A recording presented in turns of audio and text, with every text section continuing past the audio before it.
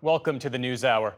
President Biden is facing more calls from Democratic lawmakers to step aside as the party's nominee since his Thursday night press conference. 5 House Democrats, Jim Himes, Eric Sorensen, Scott Peters, Brittany Peterson, and Mike Levin, have all issued statements asking for the president to step down. They joined 15 other congressional Democrats who've made similar calls earlier this week. Our White House correspondent Laura Barrón-López has the latest. Thank you. Please be seated. With all eyes on his high-stakes press conference, I'm not in this for my legacy. I'm in this to complete the job I started. President Biden played defense Thursday night, trying to prove that he's still fit to run for re-election. A lot can happen, but I think I'm the best I believe I'm the best qualified to govern. And I think I'm the best qualified to win. And while there were gaffes and slip-ups, what concerns do you have about Vice President Harris's ability to beat Donald Trump if she were at the top of the ticket? Look, I wouldn't have picked Vice President Trump to be vice president, but I think she was not qualified to be president.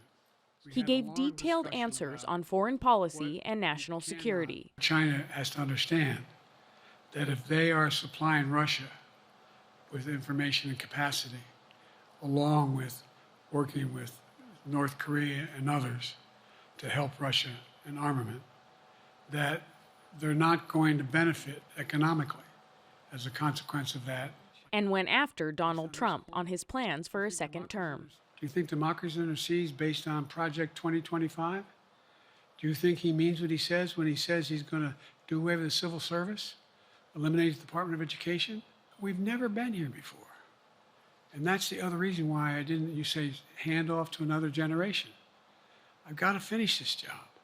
But it wasn't enough to stop some Democrats from urging him to step aside as the party's nominee.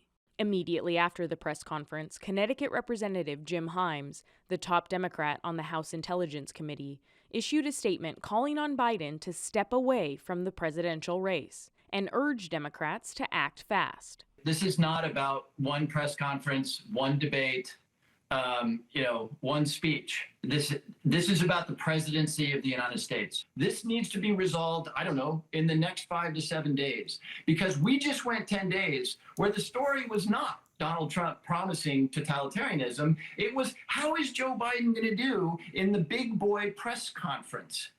Despite the growing number of congressional Democrats calling for Biden to drop out of the race, longtime allies like Congressman Jim Clyburn reaffirmed their support for the president. I would hope that we will focus on the substance of this man rather than these sometimes misspoken words and phrases and how he has run this country. I'm riding with Biden no matter what direction he goes, no matter what method he takes. I'm with Joe Biden. And if he were to change his mind, I'll just answer the question that I would be all in for the vice president. As Democrats figure out what to do about their nominee, House Minority Leader Hakeem Jeffries said he met with the president shortly after Thursday's press conference. In that meeting, Jeffries said that he directly expressed the full breadth of insight, heartfelt perspectives, and conclusions about the path forward that the caucus has shared. In an attempt to assuage fears, Biden himself virtually met Friday with some members of the Congressional Hispanic Caucus and the Congressional Asian Pacific American Caucus, and planned to speak with more Hill Democrats over the weekend. For now, the president has no plans to step aside, unless his advisors say otherwise. Unless they came back and said, there's no way you can win. Me.